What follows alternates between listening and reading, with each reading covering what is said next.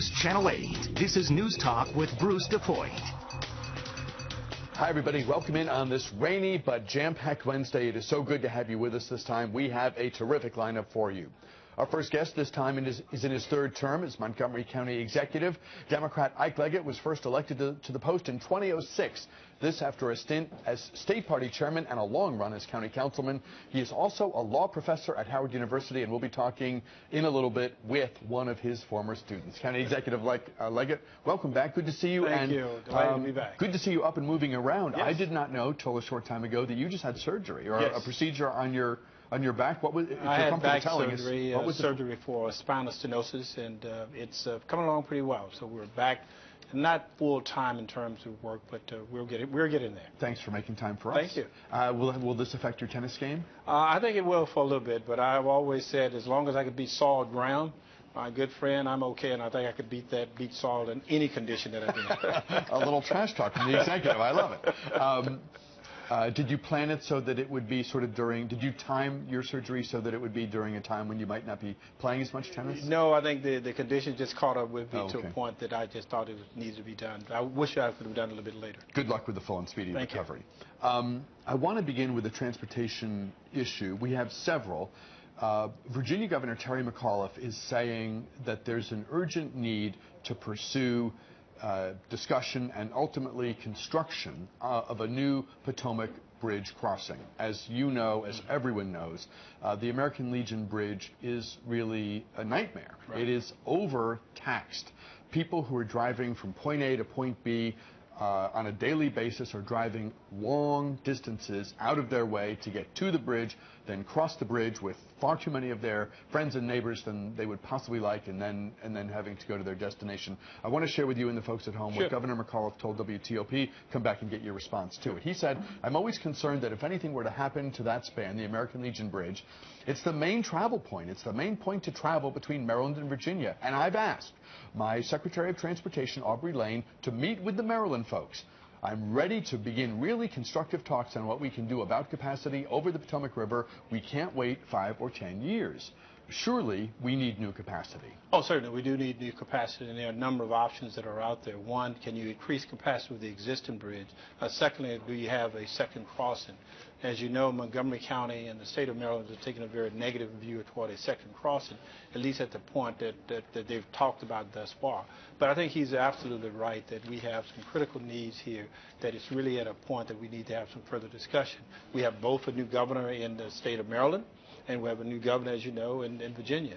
And so the discussion, the capacity, and the changes and the difficulties that we've experienced, we need to have a full discussion about that. And I'm prepared to sit down and discuss with the governor, along with our governor, to make certain that all of those things are fully considered. Historically, the notion of building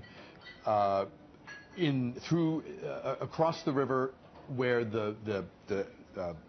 where the bridge would hit ground in Montgomery County, that's always been a non-starter because of a passionate desire to preserve the agricultural reserve. And that's still there. That's still the official position in Montgomery County, that is to maintain our agricultural reserve and not have a second crossing at that particular point.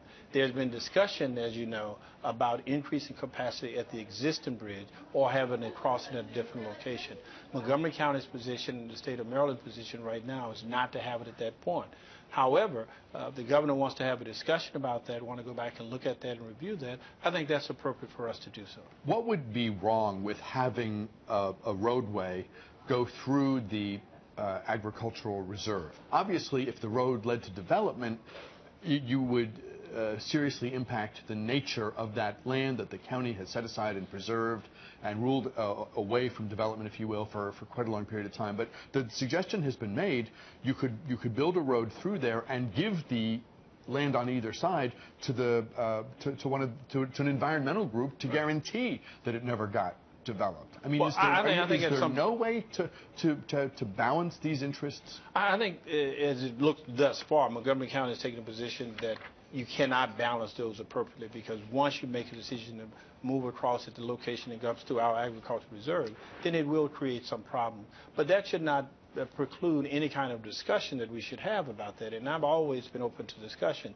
But the official position of Montgomery County and the state of Maryland is that the location is inappropriate at this point in time, and you need to look at other options prior to the time you get there. We need to have that discussion, and I think we owe it to our public to do so. Once you make a decision, you should not say forever. You should not go back to revisit that. I think once you look at the merits of that, it will be very difficult in Montgomery County, very difficult to construct, and very costly when there may be other options available. But I'm open to that discussion. In terms of transit, in terms of mobility, transportation around the county more broadly, do you think you'll be able to get a conversation going, a meaningful conversation that leads to a plan of some kind on a new era of transit opportunity for people who don't have a car or prefer to leave the car at home? I think we have no other option, because we simply cannot build more roads to accommodate the capacity that's already out there. And when you look at where we are today, I think bus rapid transit and some of the transit options that we're looking at would have to be on the table for us to do so. So we have no other option. Now, we can't do that alone. You need the support of the federal and the state government in order to assist in that endeavor.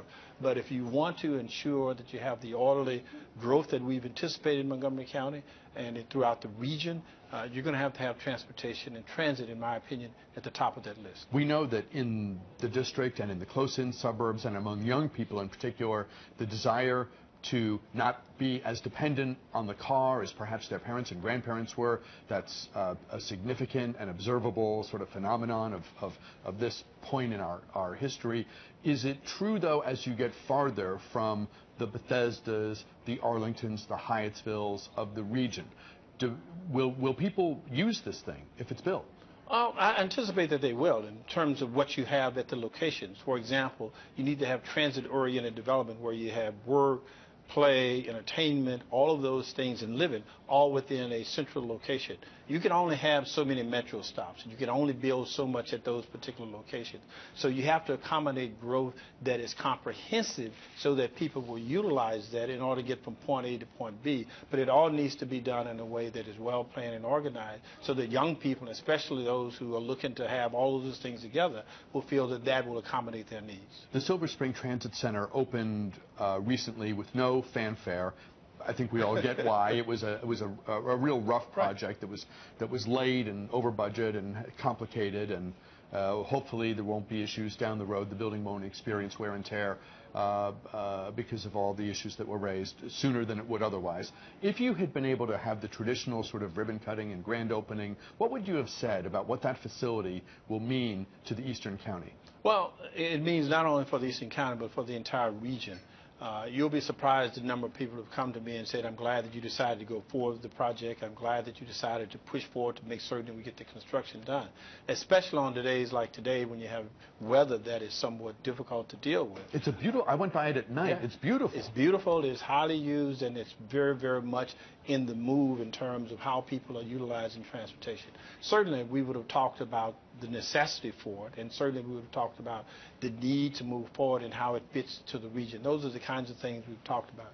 But unfortunately, because of the negative publicity about it, we decided not to have it and let the project speak for itself. And now people are speaking very highly of it, and we are engaged in legal discussions at this point in time about payment for some of the costs that the county had to endure going through this process, and we'll get some of that money back, if not all of it. Montgomery County has always been in the catbird seat when it comes to liquor sales. Is there, to what extent is the debate that's on now likely to generate some sort of change? Do you anticipate changes in who can sell alcohol in Montgomery County? It depends on what type of change we were talking about. I'm not one against county getting out of business that private interest is involved in to some degree. For example, as you know, I've just moved to privatize our economic development efforts, our workforce efforts, and even wanted to privatize bus rapid transit and the transit authority in Montgomery County. So that's not something that I'm opposed to. In this case, it is really about a combination of things, one of which, of course, the funds that are involved. Montgomery County would stand to lose somewhere between $30 to $40 million. And when you take that and you look at the impact of the county as it relates to the Wynn case recently, the lack of additional funds from the state on school construction, and to now to have a $30 to $40 million hit on top of that will be devastating. We have a lot of bonds that are related to that that we have to pay. It will be a devastating impact. We are a AAA bond rated county. We don't want to jeopardize that. And I don't see the urgent need or the benefit to simply privatize this. All you're going to do here is simply shift that burden over to someone else so that they will take that profit and not be there for the county. And what will happen? The impact would be that the county resident will have to pay about $100 a year additional household to make up that difference. Because of what you save when you borrow, when you have AAA? Not only that, the money that we get from the profits. Just the pure income. Just the pure income, that we'll have to make that up. There's no ifs and buts about that. Talking with Montgomery County Executive Ike Leggett. We will take a quick break here. We're back, though, with so much more right after this.